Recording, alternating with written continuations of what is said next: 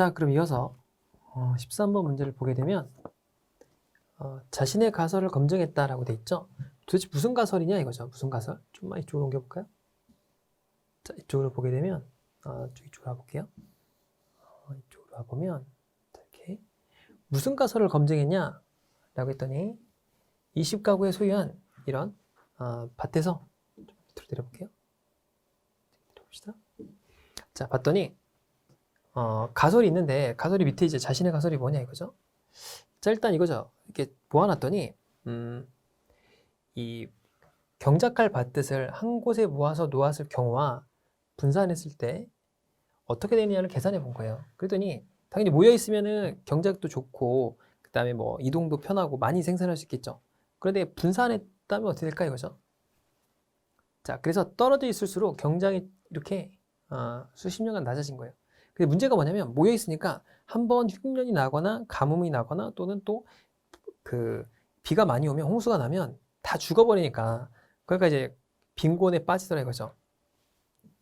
자, 그래서 휴가 경작할 총 면적을 감안해 가지고 계산해 본 거예요. 그랬더니 이렇게 한 구역에 몰려 있으면은 이렇게 수십 년간 평균은 상당히 높죠. 그러니까 한 년 동안을 생각하면 되게 많지만 이와 같은 방식으로 경작할 경우에는 떨어진 해들의 자료가 수집된 정체 기간의 3분의 1이 넘는다. 그러니까 어떤 해는 풍작으로 많이 수확되고 어떤 해는 흉작으로 굉장히 적게 생산이 되는 거예요. 그러니까 총 면적을 동일하게 유지한다면 6군데 분산하게 되면 이렇게 자유롭지 않았다라고 했는데 7군데로 분산하니까 수확량이 매년 이렇게 증가한 거예요. 왜냐하면 7군데로 분산하니까 이렇게 전체 평균 연도로 따지게 되면 어떤 것은 흉작이 생기더라도 다른 것은 좀 잘 되겠죠. 그렇다 이거예요. 그래서 추산해 보았다. 그랬더니 기하를 최소화할 수 있는 보장이 되는지에 대해서 가구마다 다른 집들에 대해서 계산했더니 다르지 않았다. 그래서 자신의 가설이 통했다. 그러니까 분산해가지고 7가구 이상 분산한 다음에 쭉 이렇게 7군데 이상으로 분산해서 경작을 하면 이렇게 기하에서 벗어날 수 있었다. 그런 내용이죠. 그렇죠? 자, 이게 보면 그런 거죠. 경작할 밭들을 일정 군데 이상으로 분산시킨다면 기하의 위험을 피할 수 있다는 게 이 내용이죠. 읽어보시면. 그렇죠? 그러니까 모아서 하는 것보다는 분산하는 게 좀 더 이런 흉작에 대비할 수 있다더라 라는 거죠. 그래서 가설이라는 게 요거죠, 요거. 자, 이게 무슨 분산하면 단위당 수확량이 최대가 되고 이런 게 아니죠. 그러니까 기하를 없애주는 그런 가설이었다 라는 거고. 자, 이거 보면은 이거는 이제 그런 거죠. 그 6개월이 있는데 그 소비자 기대지수에 대한 다음 같은 설명인데, 자, 소비자 기대지수가 있어요. 여기 CSI라고 그래요. Consumer Expectation Index라고 합니다. 자, 그래서 나타낸 지수로 크게 소비자 평가 지수와 소비자 동향 지수가 있어요. 그렇죠? 그래서 이걸 CSI라고 하죠. 그래서 소비자들이 느끼는 어떤 주관적인 수치들이에요. 그래서 소비자들이 평가를 하는데 이렇게 기대 지수를 발표합니다. 그래서 가게 생활, 오락 문화 이런 것들에 대해서 측정을 하는 거다라는 거죠. 자, 소비자 기대 지수란 앞으로 6개월 뒤에 소비자 동향을 설문조사를 통해서 작성한다 라고 돼 있죠. 통계청에서 작성합니다. 그렇죠? 자, 그 다음에 나온 지수가 100이라면 경기 생활 형편 등에 대해서 현재보다 긍정적으로 보는 가구와 부정적으로 가는 가구 수가 같은 수준이다 라는 거죠. 자, 작성하면 소비의 증가, 소비의 감소가 같은 거예요. 같다라는 거니까 증가도 같고 감소도 같으니까 변동이 없겠네 이렇게 보는 거죠. 자, 소비자 기대지수 통계청의 기대지수는 통계청에서 경기에 대한 객관적인 지표를 파악하는 지표다라고 돼 있죠.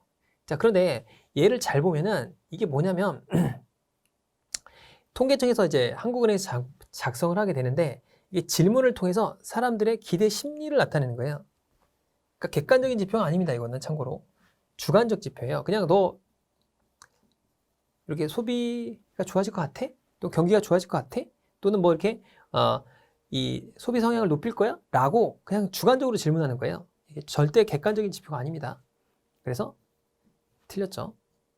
자, 100을 넘으면 형편 등이 현재보다 좋아질 것이다. 자, 100.18에서 95.3으로 떨어졌다는 말은 경기가 어려워질 거로 예상한다. 소비 심리가 안 좋아졌다. 그런 얘기죠. 맞는 얘기고. 자, 그 다음에 이거 이제 은생산에 대한 건데, 서양 사람들은 그때 당시 이제 금보다 은값이 더 비쌌죠. 자, 은 생산이 많았다. 그 많은 것은 아니었고 무엇을 통해서 은이 쏟아져 들어왔죠. 그래서 막 서양에서 그런 스페인이나 이런 데서 은을 캐면, 은광을 캐면 그걸 가지고 다 중국에 가서 바꾼 거죠. 그런데 일본에서 채굴 대량이 많았다. 자, 왜 이렇게 됐냐라고 봤더니 2명의 조선 사람이 가서 알려준 거예요.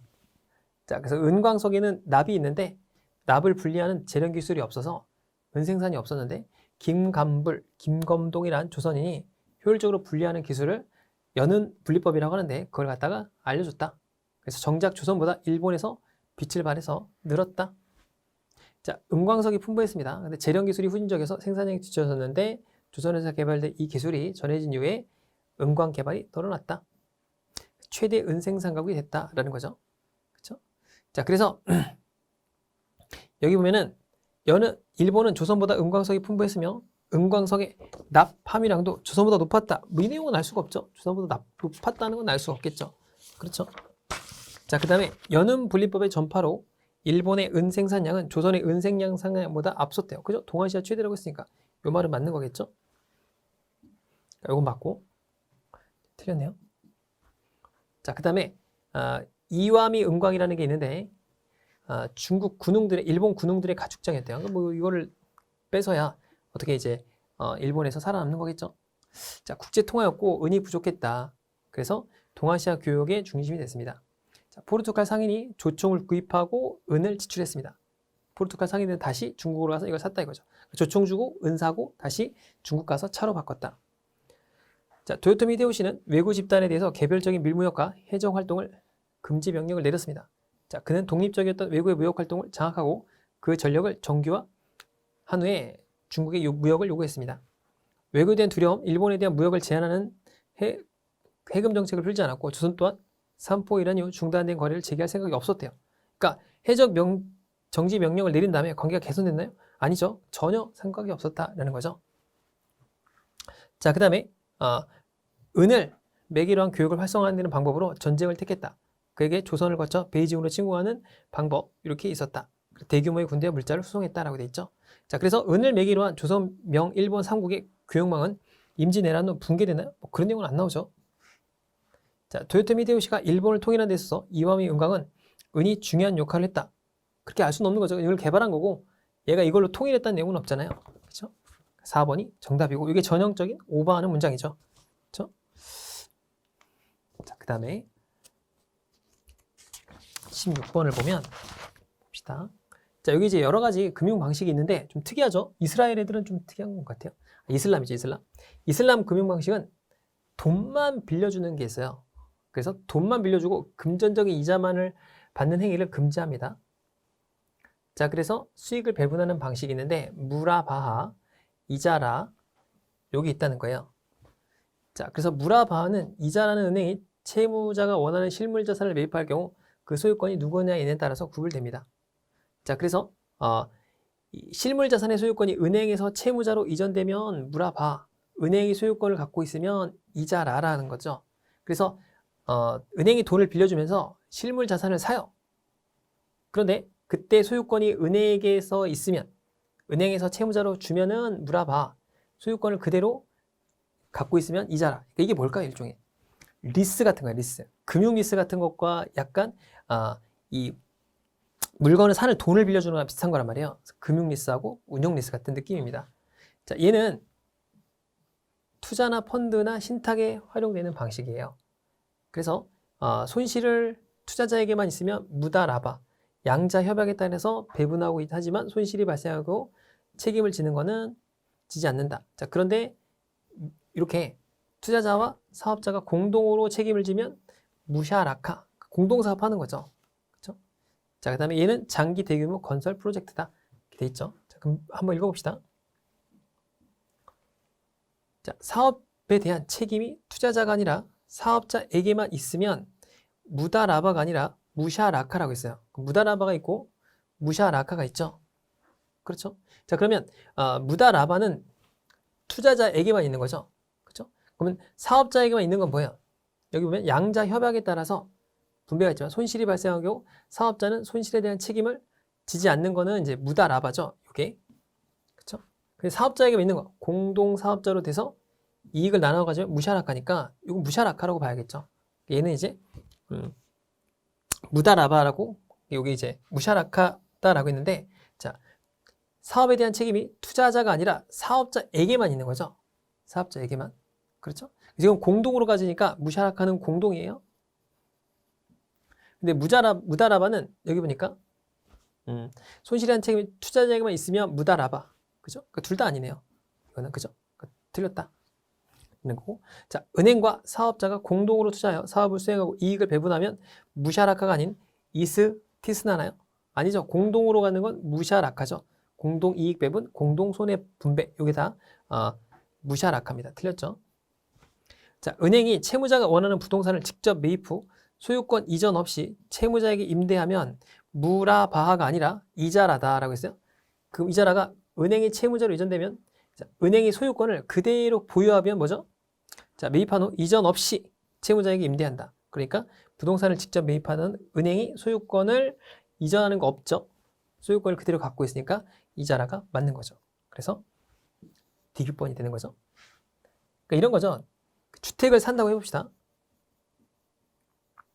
그럼 주택을 살 때 A라는 사람이 샀어요. 그래서 이 사람이 대출을 받았다고 해봅시다. 그럼 은행에서 소유권 누가 갖고 있죠? A가 갖고 있죠? 그러니까 이때 뭐예요?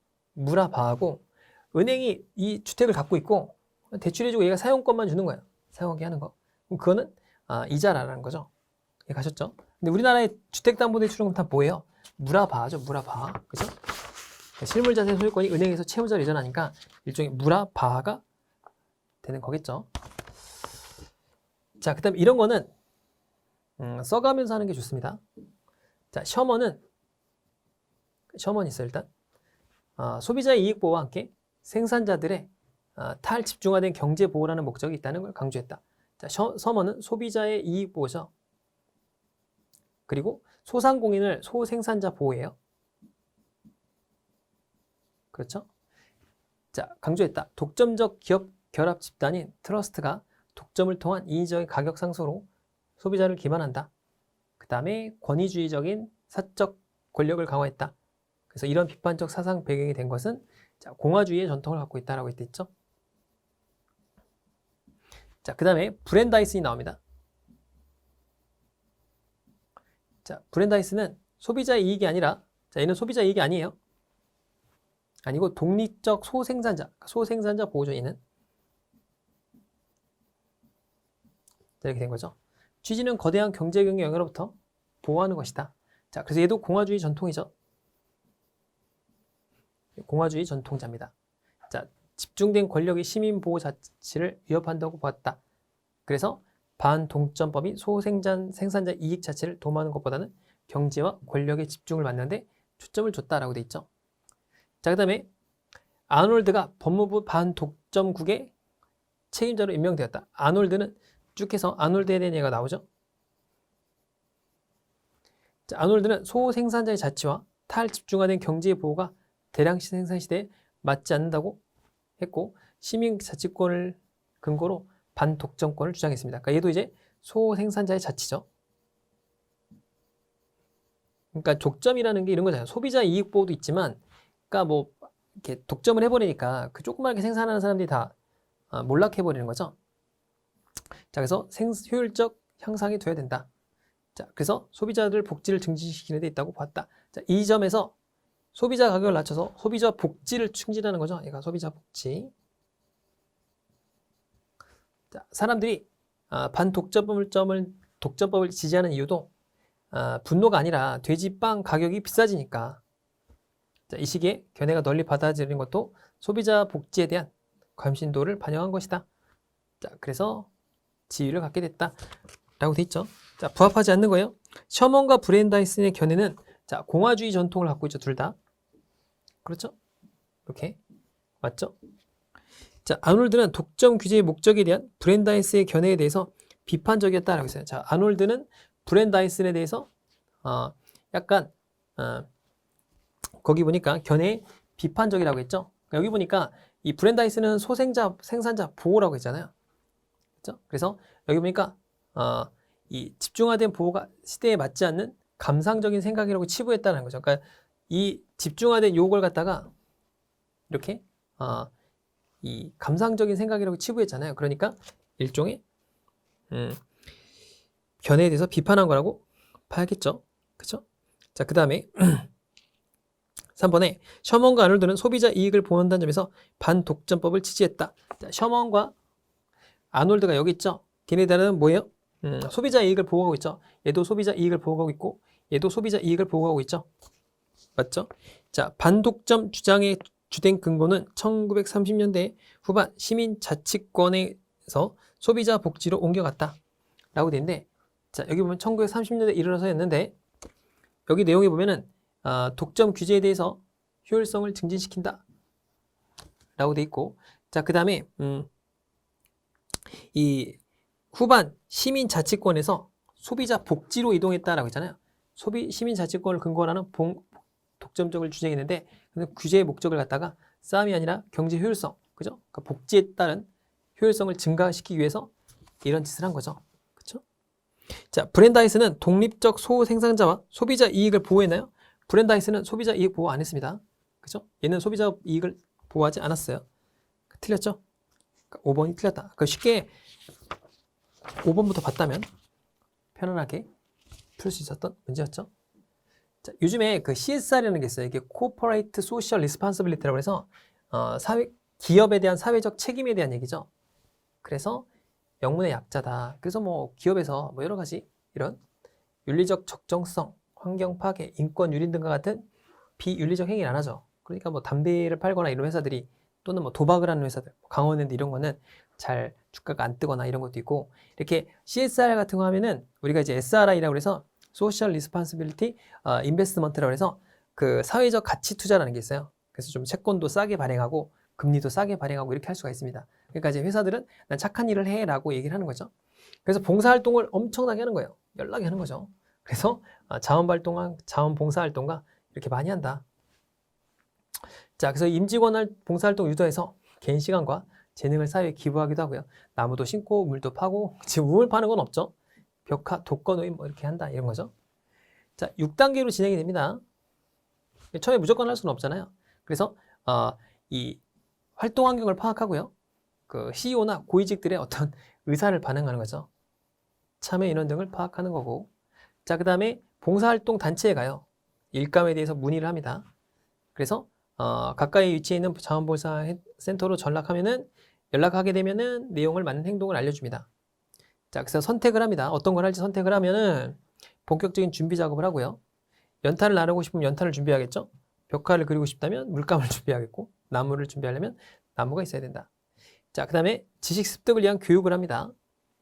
자, 예산을 준비하고 협력기관과 미팅도 하고 답사를 합니다. 그 다음에 활동한 일에는 무엇보다 즐겁고 적극적으로 참여해야겠죠.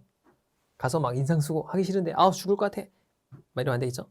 자, 활동하고 끝나고 나고 나면 전과정이 끝난 것이 아니다. 활동 단계 끝난 것이 평가 과정이 시작된다. 그래서 공감하고 피드백도 하고 뭐 이런 거다.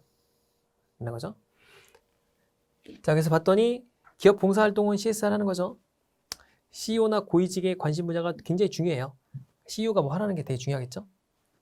자, 이전에 활동 소요될 예산도 준비해야 되고, 준비도 많이 했죠. 자, 기업 자원봉사 활동은, 자, 일단 환경을 파악하고 자원봉사센터에 문의하죠. 활동을 선택하고 준비하고, 그 다음에 뭐 하죠? 활동을 하고 평가하는 거죠. 평가하고 활동하는 게 아니고 활동하고 평가하는 거니까 틀렸죠. 4번이 정답이 됐던 문제입니다. 넘어가서 코레일 대표이사가 전 사원들에게 메일을 보냈는데 블루오션에 대해서 얘기를 했어요. 자, 봤더니 블루오션은 거대 신시장을 창출하기 위해서 실행 전략을 포함하는 일종의 종합 이론이에요. 자, 그래서 경쟁자가 없는 무경쟁 시장, 싸우지 않고 이기는 대승 전략이죠. 그러니까 다른 막 사람들이 엄청나게 많아요. 커피숍이 하나 있는데 그 주변에 커피숍을 들어가서 하는 거는 그걸 레드오션이라고 하죠. 엄청나게 많은 시장에 들어가는 게 아니라 아예 없는 시장을 창출해내는 거죠. 자, 그래서 세계적인 바람을 일으켰는데 지금 뭐 많이 활용되는 전략은 아닙니다. 자, 다른 새로운 경영 전략이기도 했다. 차별화, 저비용을 동시에 추구해서 기업과 고객에 모두 이익을 주는 것을 말합니다. 자, 그래서 경쟁을 무의미하게 만드는 거죠, 아예. 그래서 가치 혁신이다. 기본 철학은 경쟁자를 염두에 둔 경쟁이나 혁신을 넘어서 고객으로 돌아가라 라는 거고, 자, 그 다음에 누가 진짜 고객인지를 파악해라. 자, 성장에는 추가적인 비용을 수반한다. 경쟁이 불가피하다는 기존의 1차원적 통념보다는 혁신을 통해서 뭔가 하는 거죠. 그러니까 그 당시에는 이제 블루오션이 굉장히 인기가 많았어요. 자, 여러 가지 다양한 프로그램을 반영하는데 컨텐츠를 공급하는 것에서 경쟁하던 방송시장의 틀을 깨고 24시간 뉴스만을 전달하는 CNN, 굉장히 이건 획기적이죠. 왜냐하면 기존에 있던 프로그램들이 컨텐츠를 제공하는 건데 이건 이제 아예 그냥 뉴스만 제공하는 거니까 완전 획기적인 거죠. 자, 성근이가 또 얘기합니다. 70m짜리 대형 스크린에 더 거대한 스크린과 시설 경쟁만 하던 단관 극장이 대세였던 무렵에 하나의 극장이 여러 스크린을 갖고 있는 소극장을 구성되며 고급 좌석과 뛰어난 음향시설, CGV 같은 데죠. 롯데 시네마 이런 것들. 자, 아메리칸 멀티 시네마를 갖다가 놓은 거. 이것도 블루오션이라고 할 수 있겠죠. 다른 게 없는 걸 하니까. 자, 그 다음에 항공사들이 양식이나 일식 정도인데 기내식에 대한 걸 내놨대요. 이게 뭐 수익을 창출하고 그런 건 아니죠. 기존에 있던 걸 그냥 바꾸는 거잖아요. 이건 좀 아닐 것 같아요. 서커스의 스토리를 아예 부여했죠. 그래서 큰 사업으로 발전시킨 거. 태양의 서커스 이거 재밌습니다, 여러분들. 굉장히 비싸요. 저도 한번 봤는데 이거 35만 원인가? 그 정도 합니다. 이게 좋은 속도 아니에요. 거의 앞에서 한 두세 번째 이렇게 되는 거였는데 비싸더라고요. 옛날에 회사에서 보여줬어요. 제가 본 게 아니고 회사에서 보여준 거라. 자, 예전에 TV를 수신하기 위해서 특별한 단말기가 따로 필요하지 않았는데 굉장히 많이 발달시킨 거죠. 그러니까 봐도 굉장히 굵직하잖아요. 근데 얘는 뭐 짜잘한 거 바꾼 거니까 이거를 블루오션이라고 보기엔 좀 어렵겠죠. 그래서 정답이 된 거고. 자, 이거 봅시다. 자, 봤더니 관세청이 요즘에 조사를 해본 거예요. 이렇게 직수입하는 거였어요. 수입 가격 대비 판매 가격이 무려 이만큼 22.1배에서 8배래요. 그러니까 10만 원에 들어오면 80만 원에 판다는 거죠. 자, 독점 수입 업체들이 폭리를 취하고 있다. 자, 여성 수영복은 8.4배래요. 와, 그러니까 만 원짜리가 8만 원에 팔리는 거예요. 8,430원인 수입원이 8만 원에 팔린대요. 와, 10배가 넘는다. 향수 8배. 와, 진짜 대박이네요. 그렇죠? 판매 가격이 터무니없이 높았다. 자, 그래서 거품이 빼겠다며 유모차, 와인, 립스틱 등 10개 수입 가격을 공개했는데 판매 가격은 그때에 비교해서 별로 달라진 게 없거나 떨어졌는데도 판매 가격은 올랐대요. 아, 이게 뭔 일이냐 이거죠. 자, 그러다 보니까 사람들이 뭐예요? 해외 직구로 빠져나갔다. 지난해에 1조 원이던 게 2조 원까지 됐대요. 2배로 늘어났다는 거죠. 그렇죠? 해외 직구가 1년 만에 2배로 늘어났다는 건 맞는 거죠. 자, 그 다음에 와인은 국내 판매 가격이 상승한 것은 제품의 수입 가격이 상승했나요? 아니죠. 와인은 수입 가격이 떨어졌어요. 그럼에도 판매 가격이 올랐죠. 틀렸죠. 3번이 틀렸다. 자, 그 다음에 직구로 빠르게 옮기고 있다는 거죠. 그러니까 내수 침체가 일어나죠. 그러니까 사람들이 병행 수입을 하는 거예요. 여러 곳에서 수입을 하니까 경쟁을 하겠죠. 그래서 이런 것들은 공식 수입 업체들에 비해서 높은 가격에 수입돼 낮게 판매됐죠. 수입 가격은 좀 높아지고 그다음에 이제 판매 가격이 낮겠죠. 왜냐하면 경쟁을 하니까. 자, 제3자가 물건을 들여오는 병행 수입은 20년도 허용됐는데 짝퉁이 많다. AS가 안 된대요. 정부가 최근 활성화 방안을 마련하면서 2조 원으로 늘었긴 했는데 수입의 3.3%밖에 안 된다. 자, 그래서 아직 먼다. 그 이유는 통관 제품이라는 보정해지는 통관 인증 대상 업체와 품목 확대로 344개로 늘어난 것은 바람직한데 여기서 뭐예요? 문제가 되는 게 AS를 받을 수 없다는 것이 문제죠. 그렇죠? 그래서 여기 보면은 아직까지 병행 수입 제품은 고장이 났을 때 수리를 받을 수가 없죠. 단점이다 하는 겁니다. 정답이 3번이 됐겠죠. 자, 이거 볼까요? 재밌는 문제죠. 자, 봤더니 태어난 아기에게 처음 입히는 옷을 베넷 저고리라고 합니다. 자, 닿지 않도록 이렇게 무명의라고도 합니다. 자, 대개 생후 37일, 그러니까 뭐 37일이 한 21일까지예요. 3주간 정도 되는 거죠. 입혔기 때문에 지역에 따라 삼저고리, 이레한 저고리 등으로 불렸다. 37일이 21일이다 그런 얘기예요. 자, 그래서 베넷 저고리는 아기가 태어난 후 3주간 입히는 옷이냐라고 했는데 이게 맞는 얘기죠. 그렇죠? 37일이라는 게 21일이에요. 맞죠? 자, 그 다음에 고름 대신에 무명실 끈을 이어줬는데 그게 뭐냐? 오래 살아라 이거죠. 그 당시에는 뭐 어린이들이 많이 죽었으니까. 자, 남자아기의 배내 쪼그리는 재수가 좋다고 해서 시험이나 송사를 치르는 사람이 부적같이 몸에 지닙니다. 자, 시험을 잘 보기 위해서 여자아이의 배내 쪼그리 몸에 지나요? 남자아이 것만 합니다. 왜 그런지 모르겠어요. 그래서 니은번은 틀렸죠. 이렇게. 자, 돌띠 저고리와 백줄 누빈 저고리에 담긴 의미는 동일하다. 자, 봤더니 배내 쪼그리를 벗기고 돌띠 저고리를 입힙니다. 자, 돌띠라는 거는 길이가 길어서 한 바퀴 돌려 맬 수 있는 정도인데 긴 고름이 있기 때문에 장수래요. 자, 백줄을 누빈 저고리를 입혔는데 장수다. 같죠? 맞고. 자, 남자아기뿐만 아니라 여자아기에게도 첫 생일에는 색동저고리 입혔다. 라는 거죠. 자, 그래서 첫 생일일 때는 남자아기는 색동저고리 입히고 여자아기는 색동저고리 입히고 굴레를 씌웠으니까 맞죠? 그래서 다 맞네요. 자, 그래서 이번 시간에 여기까지 하고요. 다음 시간에 22번부터 풀어보도록 합시다. 수고 많으셨습니다.